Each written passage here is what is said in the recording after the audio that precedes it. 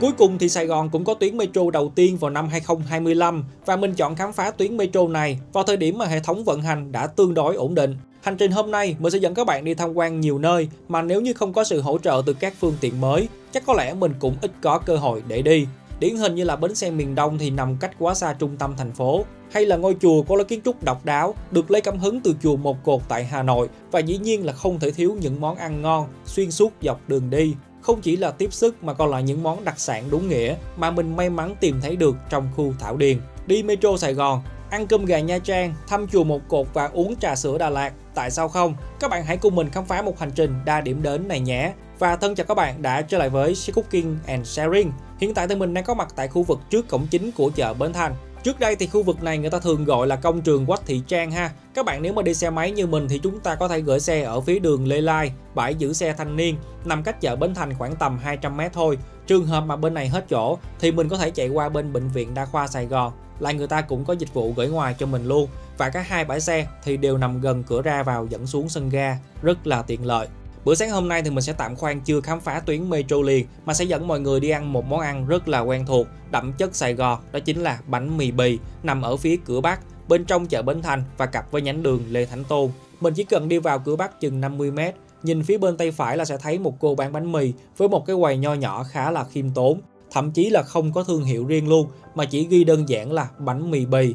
Ở đây thì cô sẽ bán từ 7 giờ sáng tới 4 giờ chiều các bạn nha. Có thể hết sớm và mình cũng khuyên là các bạn nên đi sớm để ăn được những phần tóp mỡ giòn xốp mới ra lò. Cô bán rất ngon các bạn. Mình hay ăn ở đây là vì 9 phần ngon, 10 phần dễ thương. Bì thịt thì đầy ắp, còn bánh mì là loại được kẻ ngang và xốp ruột. Nên khi cắn các bạn sẽ cảm nhận được ngay cái hương thơm từ mỡ hành và nước mắm, nó xông thẳng vô miệng luôn. Rồi sau đó mới là cái hương thơm từ thính, vị ngọt từ thịt và bì, rồi tới đồ chua. Bạn nào mà không quen ăn mặn thì có thể nói cô để riêng nước mắm, hoặc là chỉ cần cho chừng 2 muỗng nước mắm như mình là được.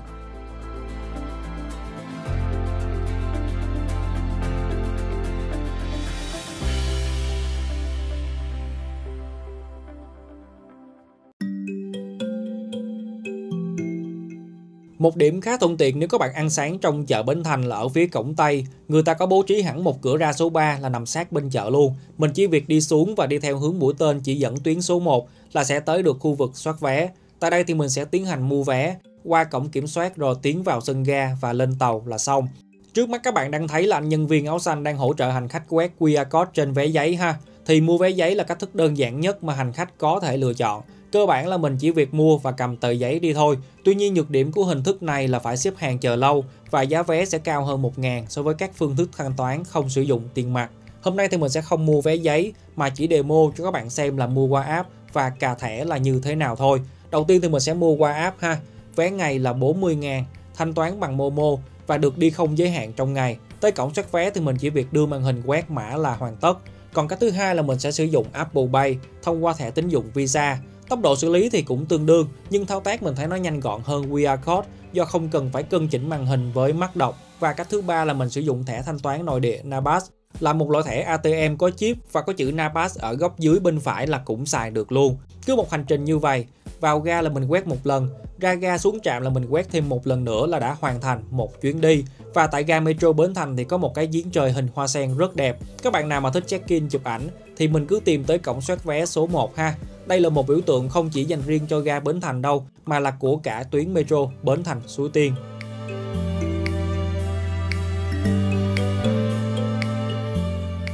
Bây giờ là mình sẽ đi thang cuốn để xuống khu vực sân ga nè các bạn. Mỗi sân ga như vậy thì thường sẽ chia làm 2 chiều, một chiều đi và một chiều về. Nhưng hiện tại vì ga Bến Thành là ga đầu tiên và cũng là tuyến duy nhất đang được vận hành, nên khi xuống thấy tàu mở cửa bên nào trước thì mình cứ lên thôi, không có sợ đi ngược chiều ha. Và mục đích hôm nay của mình sẽ là đi một mạch từ ga Bến Thành cho tới ga cuối cùng là bến xe Suối Tiên, để xem thử coi là tàu sẽ đi trong bao lâu và cơ sở vật chất tại bến xe mới sẽ như thế nào. Vì rất có thể trong tương lai gần mình có đi Nha Trang, Đà Lạt hay các tỉnh miền Đông thì khi mà có tuyến metro trung chuyển, mình nghĩ nó sẽ đỡ khói bụi và kẹt xe hơn. Ở những trạm đầu tuyến thì chắc chắn là sẽ đông các bạn nha, nhưng tàu sẽ thưa dần sau những đợt trả khách. Lúc này chúng ta sẽ có chỗ ngồi và nhớ là nên nhường chỗ cho các đối tượng ưu tiên. Sau khoảng thời gian 3 phút để chờ và đón khách thì tàu đã bắt đầu khởi hành, đi qua tổng cộng là 14 ga với quãng đường dài gần 20 km để tới ga cuối là bến xe miền Đông mới. hay đây người ta ghi là bến xe Suối Tiên. Mọi người đừng nhầm lẫn nha, đặc biệt là phần tiếng Anh là còn dễ nhầm hơn nữa. Ai mà muốn đi Suối Tiên chơi thì chính xác là mình phải dừng ở ga Đại học Quốc gia. Và tàu mà dừng ở ga nào thì đèn đỏ tại ga đó sẽ nhấp nháy, sáng một màu tại ga tiếp theo, và đèn xanh lớn ở bên hông bảng thông tin sẽ cho chúng ta biết cửa ra ở bên nào.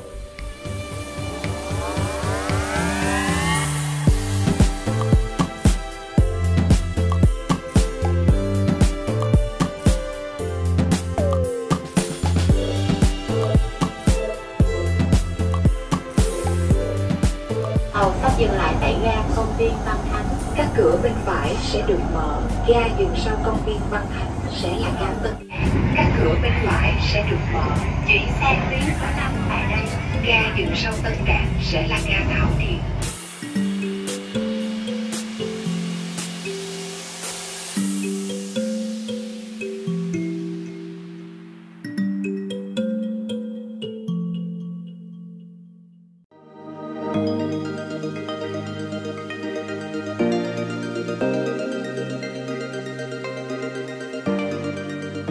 Không biết có phải trùng hợp hay không, nhưng thời gian tính từ khi bước chân lên ga đầu tiên cho tới bến xe miền Đông, tổng thời gian tàu chạy là đúng 30 phút. Mình nghĩ cái này cũng thuộc yếu tố xác suất thôi, vì cũng có lúc tàu bị trễ vài phút. Tuy nhiên, việc di chuyển từ trung tâm thành phố ra tới đây, gần giáp với Bình Dương luôn, không kẹt xe, không nắng nôi khói bụi và trên tàu còn được ngồi máy lạnh nữa, thì với mức giá chỉ có 20.000 so với các lợi ích mà mình nhận được là hoàn toàn hợp lý. Còn bây giờ thì mình sẽ vào bến xe miền Đông mới để khám phá xem là có gì mới không ha.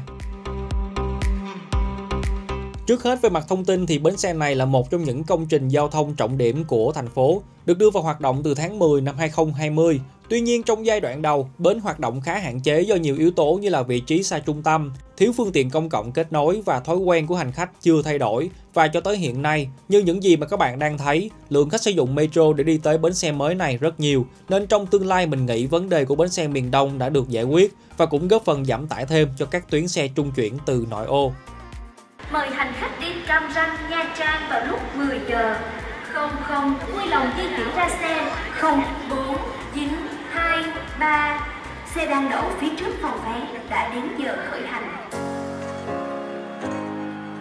Thực sự là mình cũng muốn thử thêm một số đồ ăn ở đây lắm, nhưng bây giờ là gần giờ trưa rồi các bạn. Chắc để khi khác, và bên cạnh các quầy đồ ăn thức uống, bến xe cũng có các tiện ích bổ trợ như quầy ATM ngân hàng, kết hợp với khu vực ghế ngồi nhìn khá là lịch sự, và có cả quầy y tế thuốc men. Nhưng xịn sò nhất vẫn là con đường dẫn ra bãi xe ha.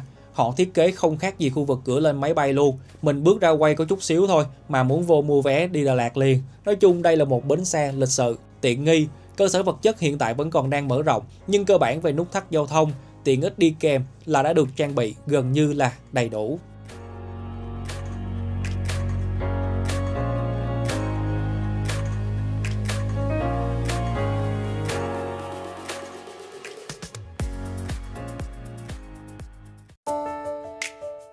Bây giờ là hơn 11 giờ trưa, theo kế hoạch là tụi mình sẽ đi tham quan thêm một điểm nữa trong hành trình quay về. Tuy nhiên lúc này bụng cũng đã đói rồi, nên thôi, về thẳng ga Thảo Điền trước rồi tính tiếp. Và trong thời tiết nắng nóng như thế này, nếu ai hỏi ăn gì thì mình thường sẽ chọn các món ăn miền Trung. Họ là bậc thầy ẩm thực trong mùa nóng đó các bạn. Trưa nay thì mình sẽ dừng chân tại quán bếp nhà cô Ninh ha, chuyên về các món đặc sản của Nha Trang, Khánh Hòa. Đây cũng là lần đầu tiên mà mình tới quán này, với cảm nhận ban đầu về bầu không khí là nó khá nhẹ nhàng, thoáng mát. Mặc dù không có máy lạnh nhưng do trần nhà cao, phía trước được phủ cây xanh nên khi bước từ ngoài nắng nóng vào, mình có một đoạn chuyển tiếp khá là dễ chịu. Còn đây là menu của quán với slogan 100% sử dụng gà ta tươi nóng. Thật sự là mình cũng khá hiếu kỳ vì hiện tại là mình đang thèm món cơm gà Nha Trang. Nên nếu quán sử dụng gà tươi thì không chỉ gà ngon đâu mà cả cơm hay canh cũng đều ngon luôn. Và bên cạnh cơm gà thì chúng ta còn có thể ăn thêm gỏi, nem nướng và các món lẩu, món ăn vặt khác từ những vùng miền lân cận như Đà Lạt và Phú Yên. Tổng quan thì mức giá trung bình ở đây sẽ dao động từ 100 cho tới 200 ngàn. Nếu các bạn đi 2 người thì đâu đó một người sẽ chi ra khoảng 150. Nói chung là tùy mình lựa chọn thôi. Điểm mạnh mà mình nhận thấy ở quán này là họ có những phần gỏi gà nhỏ dành cho một người ăn, điều rất ít thấy tại các hàng quán tương đương. Và do hôm nay là lần đầu tới nên mình cũng không có gọi một combo gỏi lớn, mà thay vào đó là từng hạng mục nhỏ hơn, trải đều từ cơm gà, gỏi gà, nem nướng cho tới các món ăn chơi như là gỏi khô bò, hay có nơi gọi là gỏi bò khô cũng đều là nó ha.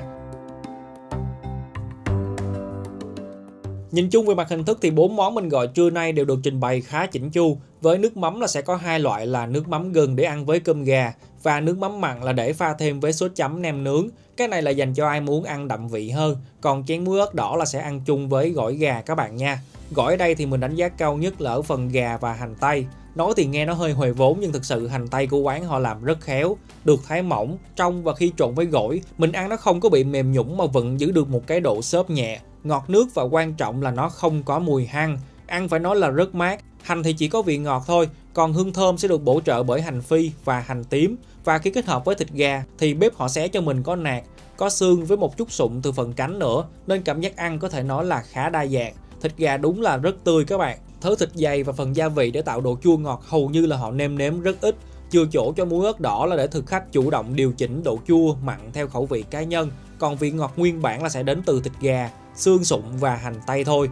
Về phần cơm gà Nha Trang thì mình gọi cơm gà xé ha. Quán cũng có bán gà chặt nữa, nhưng mà do trong lần gần nhất mà mình ra Nha Trang, mình được giới thiệu món cơm gà xé, ăn thấy ngon quá nên mình rất nhớ. Và tại đây theo như ý kiến chủ quan của mình, về mặt hương vị là đã giống tới 7 phần dĩa cơm gà mà mình đã từng ăn. Chỉ có một số điểm khác là phần sốt trứng nó sẽ thanh nhạt hơn, ít béo và chén canh ăn cùng sẽ là canh khoai sọ chứ không phải là canh trứng cút. Và nếu mà bỏ qua tất cả các thiên kiến vừa rồi thì đây là một dĩa cơm hoàn hảo. Mình không nghĩ là mình lại tìm được một nơi bán cơm gà Nha Trang ngon như vậy ở Thảo Điền. Với chất gạo tơi, dẻo và sốt dầu trứng không chỉ thanh nhẹ mà còn thơm một cái hương thơm khá giống với dầu phộng. Nhưng chị chủ quán chia sẻ với mình là chị sử dụng dầu hành phi. Nói chung với mình ở đây thì họ kiểm soát khá tốt về mặt hương vị. Cả mắm gừng cũng vậy. Cái hương gừng nó nhẹ lắm, không cay. Tuy nhiên cốt nước mắm của quán thì nó sẽ hơi mặn một chút. Cái này thì mình nghĩ là do khác biệt về khẩu vị vùng miền thôi. Và một điểm rất quan trọng là từ lúc ăn cơm cho tới canh, cái hương thơm từ thịt gà luộc nó luôn được duy trì xuyên suốt, đồng điệu và có thể nói là cơm canh hợp nhất. Chuyển sang phần nem nướng thì mình thấy nó sẽ có phần phổ thông hơn, kiểu là cái gì cũng ngon, cũng tốt. Nhưng cái ngon cái tốt này mình có thể dễ dàng tìm thấy được ở một số nơi khác tại Sài Gòn, chứ không hẳn là một nét riêng như là gỏi gà hay cơm gà. Ở món này khi mà cuốn chung các nguyên liệu lại với nhau thì nem sẽ cho ra độ ngọt, dẻo và thơm mùi mỡ nướng, còn ram sẽ tạo độ giòn và mùi thơm gạo rang. Sốt chấm cũng là một điểm cộng, ngọt nếp, thơm nếp và độ sánh dẻo cũng là từ nếp. Ai mà muốn ăn đậm hơn thì cứ cho thêm nước mắm mặn ha.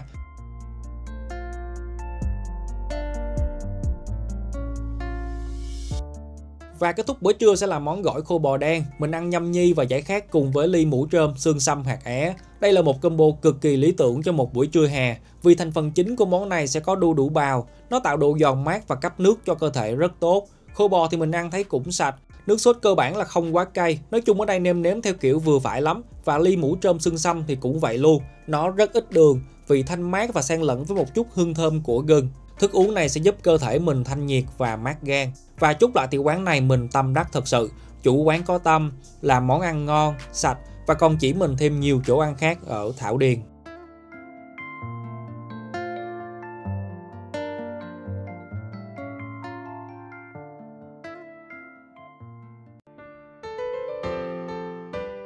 Sau một bữa trưa khá là ngon miệng và no nê thì tụi mình quyết định đi bộ từ quán Cô Ninh tới ga An Phú. Mình khuyến cáo là các bạn không nên bắt chước nha. Trời thì rất là nóng và quãng đường là 1,5 cây. Do là hai đứa vừa mới ăn một bữa ngon nên hứng chí thôi. Ông bà xưa hay rầy là ăn no rửng mỡ là tụi mình đó các bạn. Và gần với ga An Phú là có một tiệm matcha có tên là Cô Cha. Mình cũng không hay uống trà Nhật lắm nên thú thật là cũng không biết đánh giá ra sao. Cảm quan thì mình gọi một ly latte matcha loại nhẹ và sử dụng sữa tươi. Thì mình thấy sữa tươi ở đây thơm, trà cũng không phải kiểu đậm đắng mà nó nhẹ nhàng, mịn màng có một chút đắng nhẹ. Nhưng cái vị đắng này nó chuyển sang ngọt dịu từ từ, khá là tinh tế.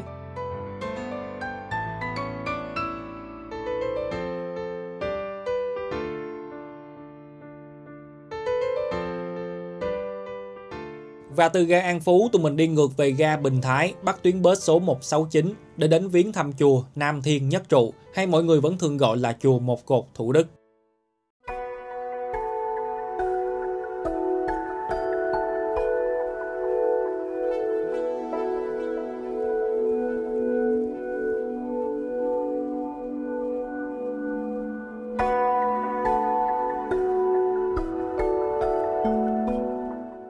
Trước mắt các bạn là công trình biểu tượng của chùa Nam Thiên Nhất Trụ. Theo như mình tìm hiểu thì ngôi chùa được xây dựng vào năm 1958 và hoàn thành vào năm 1977 bởi trưởng lão Hòa thượng Thích Chí Dũng, với lối kiến trúc được mô phỏng theo hình tượng chùa Một Cột nổi tiếng ở Hà Nội.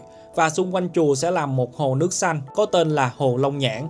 Bên dưới thì có nhiều đàn cá bơi lượn, tạo nên cảm giác thanh tịnh và an lành ngay khi bước chân vào khuôn viên chùa. Dù được lấy cảm hứng từ chùa Một Cột ở miền Bắc, nhưng cách thể hiện tại đây mình vẫn thấy có một nét riêng với không gian nhiều cây xanh, thoáng đãng và gần gũi với thiên nhiên. Đây cũng là nơi mà nhiều người tìm đến để dâng hương, chiêm bái hoặc đơn giản chỉ cần đứng ngắm nhìn về mặt nước lặng yên và thở một nhịp thật sâu là cũng đã thấy tâm thế được thả lỏng và trở lại với sự bình an sẵn có trong mọi chúng ta.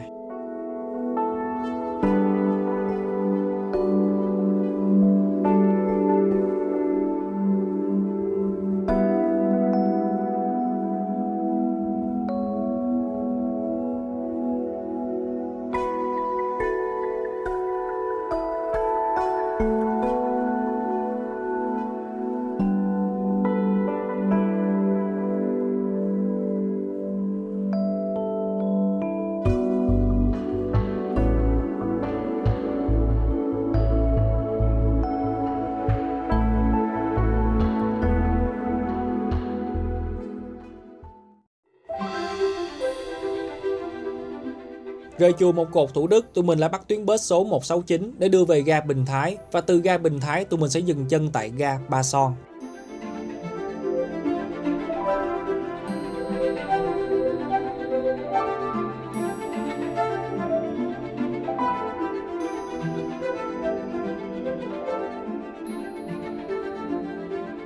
Ga Ba Son hay xưởng đóng tàu cũ tại lối ra số 3 của trạm hiện tại là một điểm check-in khá hot của các bạn trẻ Sài Gòn. Do tầm nhìn bao quát, đứng từ đây mình có thể lấy trọn được các góc đẹp từ Landmark 81, những tòa nhà cổ kính với thảm cỏ xanh và dĩ nhiên là không thể thiếu đi biểu tượng đương đại của thành phố, đó chính là cây cầu Ba Son.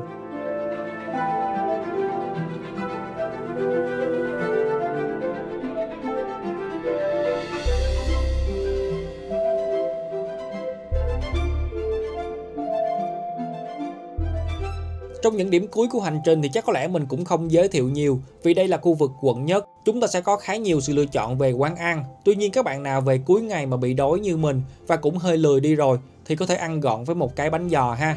Tiệm này thì có tên là bánh mì A Toàn. Một phần bánh giò như vậy là 30.000, và ngoài bánh ra thì người ta còn có cho thêm các loại nem, chả như là giò thủ, chả lụa, chả chiên và chả ớt xiêm. Về mặt hương vị thì đây là một quán bán thức ăn nhanh dùng để lót dạ thôi các bạn. Không phải kiểu xuất sắc, nhưng thực sự đã đói thì không kén ăn. Chất lượng bánh và chả ở đây vẫn ở mức khá và hợp lý so với giá tiền bỏ ra. Và mình khi đi chơi thì mình cũng không thể cầu toàn hay đòi hỏi là quán nào cũng phải ngon hết sảy, ngon 10 điểm hết, mà đôi khi vị trí thuận lợi, buôn bán dễ thương, chất lượng 7-8 điểm thôi là mình cũng đã hài lòng lắm rồi. Tương tự như tiệm trà sữa mà mình sắp ghé tới đây, họ cũng không phải là một tiệm trà sữa hoàn hảo đâu, nhưng mình đã từng uống và hôm nay mình quyết định quay lại uống tiếp là bởi vì mình thích cái hương vị ở đây và cũng chấp nhận cái điểm yếu vốn có của họ là không có chỗ ngồi, đông khách và ra món lâu. Tiệm này thì có tên là Sancha ha, gốc lỡ Đà Lạt, và mỗi lần mà mình muốn uống thì mình sẽ canh lượng khách trước mình chứ không hẳn là chờ. Nếu trên 10 phút thì mình sẽ đi về. Và tối nay thì may mắn là quán cũng chưa đông lắm, vừa vào là tới lượt mình gọi nước luôn, nên nhìn chung là khá thuận lợi các bạn. Thường thì ở đây mình sẽ không có cho thêm kem mà chỉ gọi trà thường thôi. Và hai loại trà mà mình thích nhất là trà sữa lài với trà sữa phong lan. Cả hai loại thì nó đều đậm vị theo đúng tên gọi của nó. Hút trà sữa mà các bạn cảm nhận như là mình ngậm một cái bụm hoa lài hay là hoa lan với một chút vị chát nhẹ từ trà thì các bạn có thể trải nghiệm tại đây. Và Sancha cũng là địa điểm cuối cùng khép lại tuyến food tour ngày hôm nay thông qua tuyến metro mới nhất của thành phố. Và mình cũng mong là trong tương lai, với kinh nghiệm và cơ sở sẵn có, các tuyến tàu mới sẽ được đưa vào vận hành trong thời gian sớm nhất. Và cảm ơn các bạn đã luôn quan tâm cũng như là xem hết video của mình. Nếu thấy nội dung mình làm hay và hữu ích, hãy bấm like và subscribe kênh để không bỏ lỡ những trải nghiệm tiếp theo cùng mình nhé. Thân chào các bạn và hẹn gặp lại.